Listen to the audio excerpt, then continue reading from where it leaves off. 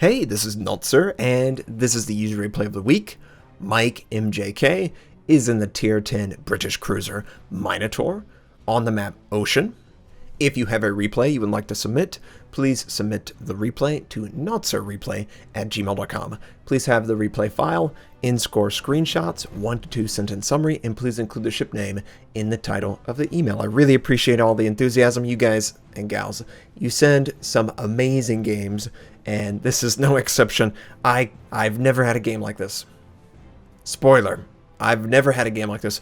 Well, Notser, you don't actually have the Minotaur just yet on your main account. You're right, so how could I have a game on it? But still, this is one that is pretty unique, and you're going to see why.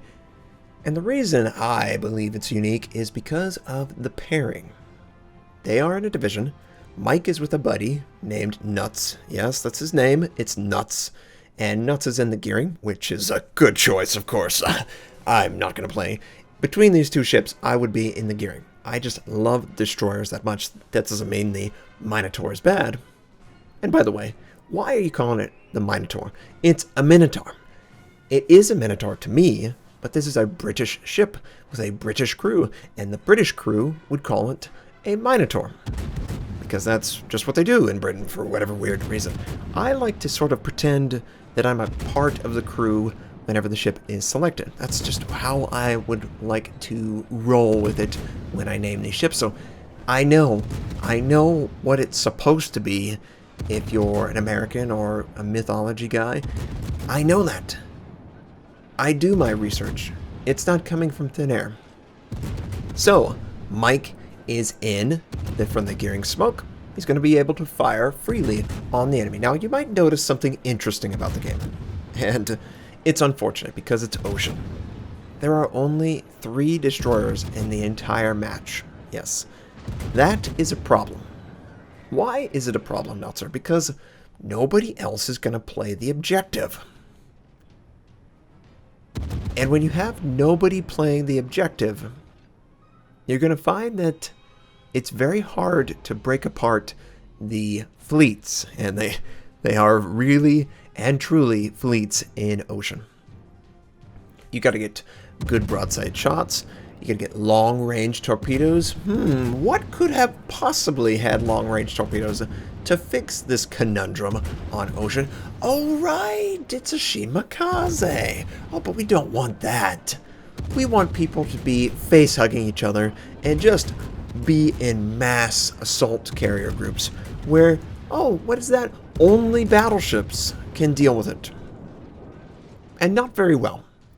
And funny enough, the enemy Mikemjk dies very quickly. The gearing, the Minotaur, anyone else, the enemy team is sunk. There is absolutely nobody on the enemy team that can play the objective effectively. And the Mikemjk probably should have recognized that. I know he was probably frustrated with the idea that, oh great, we've got to go in circles, right? Yeah. And this game is going to be one of those games where whoever can do the most damage and protect themselves the longest is going to win the game. Now, Mike, he has information from Nuts that his smoke's going away. So he decides to use his own smoke to never actually be revealed. Not a single second. Not a single enemy ship can aim and fire before the target goes away. So that's a huge advantage to Mike. And that comes from being in the same division, being able to communicate that information. Now, some of you might say, well, it's cheesy. You know how you counter smoke? Torpedoes, radar, hydroacoustic. They should probably put radar on some destroyer class. They should have some way to encourage people to break up the smoke, right? They don't like it when you have long-range torpedoes, semi-long. What's the longest range torpedo in the game? Probably, what, 15, 20 kilometers now? But for most of the torpedo boats, for the destroyers, they really encourage you to do that, something like 8 to 12. 8 to 12 is really where they like it. 8 to 12 would put the enemy destroyer somewhere over by Sea Point. That's not too close. You're right. But there's just something that is really frustrating when you see a match like this and you go to yourself, man, it could have been so different if there were 1 or 2 more destroyers per side. It really could have. The destroyer is really what breaks this aspect of the game up. Yeah, sure, sometimes you can get around an island, get within radar, get within hydro, do that sort of thing, but you can't do it when there's nothing to protect your ship. Absolutely nothing. Now look at that. Wow. Mike has still not been revealed. He has used the smoke, used concealment to his advantage. As he should. And his smoke is about to come back up. Nuts decides to drop his smoke. Again, clearly they are talking. Clearly they are communicating. Okay, my smoke's up, you can go back in it. And this is really, it's really difficult to deal with, right? How am I supposed to engage something that never shows themselves? Wargaming talks about how stealth firing is so frustrating. You know what else is frustrating? When you can't get within torpedo range in order to do something about it. When there's nobody on your team that has concealment anywhere close to acceptable in order to send torpedoes, right? Torpedoes, radar, hydro. That's the only way you can counter this. That is literally the only solution. Not a single battleship can do this. Because they're disciplined in using their smoke charges effectively, for all intents and purposes, this is a shadow, a ghost that's firing. I mean, it's just the way it works. It's just the way it works. So a lot of these battleships, they are moving slowly towards what they perceive as a possibility to kill everything off except for the Minotaur. Well, you know, the Minotaur's only done 76,000 points of damage. That's not really a big deal, Notser. It isn't, and it is. He hasn't taken any damage, and the enemy Iowa is showing a ton of his side. But the Iowa does not want to show too much side to the battleships. The conundrum, yes. I'm going to bet that the Minotaur is going to do more DPS than a battleship. I'm just going to guess that. I don't have any stats to back it up. All I know is that whenever I get the attention of the Minotaurs, I die very, very quickly. So what I would try and do is angle against the Minotaur and maybe push into the smoke if possible. If possible. As a team. That's really the only thing you can do. Or have torpedoes, which you don't. But you get the idea. The enemy Edinburgh is showing a ton of his side, and everyone is just picking on him. More enemy cruisers. The enemy Edinburgh dies. 2 nuts. 2 kills for Nuts. 3 kills for Mike. Mike is going to fire on the enemy Zhao. He's going to have aircraft, though, that basically detects all the torpedoes. Now, there's another dynamic in this game that really doesn't exist in North America. There's aircraft carriers. Aircraft carriers are pretty effective at denying the torpedoes from a British cruiser. That's a lot of free information with aircraft in the sky. It looks like Mike is using the anti-air build, which makes sense. Ooh, someone Citadel this guy. He took a ton of damage. Is Mike going to get the kill? He does with a Citadel. He also earned Confederacy. Or Confederate, sorry. The Confederacy is not the same as Confederate. And another Ibuki. So the enemy team tried. They really did try. But they didn't have any American or Soviet cruisers left to really break up the Minotaur. It really does feel like you need at least 1 or 2 token radar. And in fact, you honestly should probably just focus on having radar in your cruisers. There's just not a really good solution outside of those 2 particular, because they can get roughly to the target, and they can roughly put information out for the team to at least make the Minotaur move. And he's going to get his torpedoes. Is it enough to kill him? Oh, just barely misses the Ibuki. But the Ibuki is flooding out. And the main guns finish him off. Kraken unleashed. Oh my! The first time he's taken any damage. That's not entirely true, Notser. Yes, he still has 4. Yes, 4 charges left. He also chose to use hydroacoustic. He felt that the Japanese Japanese cruisers could have dropped a torpedo. And just like that, he's back in smoke. The enemy Amagi is not using the upgraded hull. He's either an A hull or he's a B hull. And it's not good when you're in a tier 10 match. But their team has a 2-to-1 advantage. They have dawdled, granted. They're not moving in as a team, but there's just nobody left. They could just sail directly at Mike. They see where all the shell is coming from, and that is one of the weaknesses of the Minotaur. The rate of fire is so high that it's so easy to track, and honestly, I'm kind of surprised that the enemy has not tried to blind fire into smoke. It's always my luck that they do that, by the way, but I'm very surprised. That is interesting. Now, thinking about this, oh, well, there you go. There you go, a little bit of blind fire. And this is what the Amagi needs to do. Sail directly at the Minotaur. Try and fit yourself in between the torpedoes. Maybe if a couple of those cruisers were still up, they would have some chance, but this is not looking good for the Amagi. Amagi's going to take at least one torpedo. Is he going to flood out? Does he have an ability to stop the flood? Yeah, he's not flooding out to Mike. And he can't do anything. He can't do any damage. If all three of them just go directly at the smoke, they will probably overwhelm Mike. He only has his starboard torpedoes. He can't kill them all. Well, maybe he can kill them all. But for whatever reason, the Montana and the Tirpitz over here are not as disciplined as they need to be.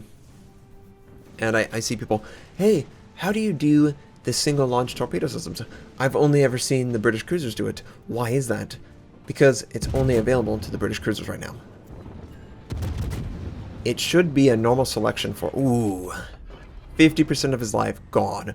But 100% of that Montana's life is going to be gone. And the enemy Amagi's dead too. It's scary. It's really scary. If that was a German battleship, he would not have died to torpedoes. And obviously, I know you're like, the Tirpitz is German. If it's a German battleship with hydroacoustic, if he was a Großer Kurfürst, a Bismarck, or a Friedrich der Große, they would have had hydroacoustic. That's really the only way you can change the game, is take torpedoes. And obviously, the Montana, he can't really do anything. He should have just sailed directly at him, and this Tirpitz is just making the same mistakes. You gotta just force your way into the smoke, guys. If you're ever in a position where this little jerk Minotaur, or Neptune, or Edinburgh, or Fiji, if those suckers are sitting in their smoke, just sail directly at them. That's the only solution. If you don't have radar, hydroacoustic, aircraft, you name it, that's the only solution. And the enemy Tirpitz is taken out. He doesn't accomplish anything. He just rotates around and shows a perfect broadside. But granted, Mike has done a great job. Nuts has done a great job with objective play. And that's great. And the game was about to end. But the Essex does take out Nuts. And he shows himself. He's hoping to try and take him out. But it's really hard for aircraft to be successful if you go an anti-aircraft build in the Minotaur.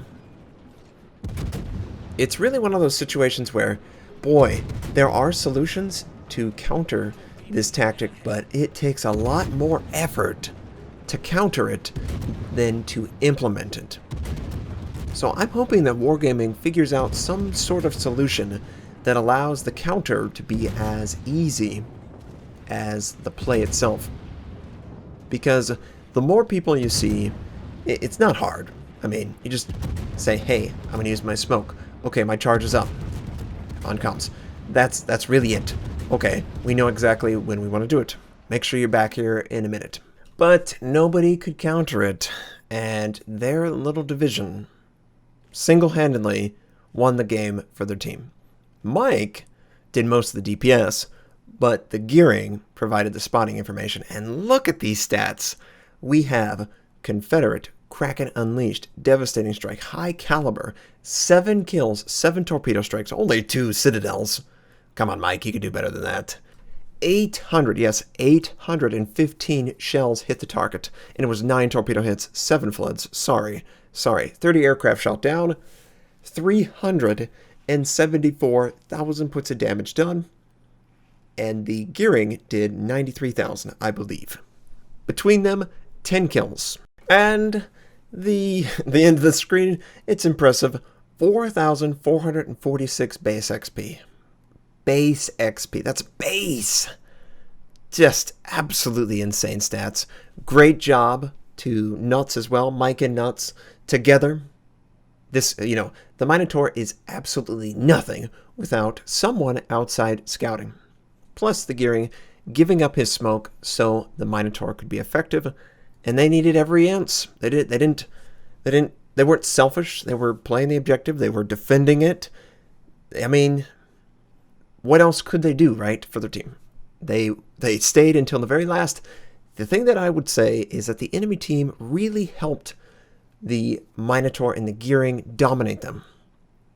The Shimakaze needed to recognize that he was very important and he should not have died. The Baltimore and the Soviet cruisers should have avoided dying until they could make some progress and use radar to move him out of the smoke. But you can't control who your opponents are. All you can do is do your best, and results like this are going to happen because of it. 286,000 damage done with the main battery. 90,000 in torpedoes. Not bad. Only 500,000 was fired at him. 500,000. He avoided so much attention by being inside the smoke. And that's what you're supposed to do as the Brits. I guess as a collective community, we need to do a better job of recognizing the potential of enemies in smoke. Because it was just, if I was on the enemy team, I would have just been so angry that nobody tried to move him out of it. But that's how the game goes. I hope that you enjoy this as much as I did. It's nice to see players this dominant. And yeah, it's just a smoke game. You got to learn how to beat it. It's going to exist whether you like it or not. And the enemy team did not learn how to beat it. They did the exact opposite of how to beat it.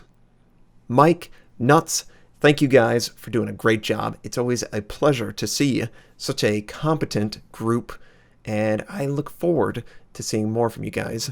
I hope everyone enjoyed this game. I hope everyone has a fantastic day, and I'll catch you next time.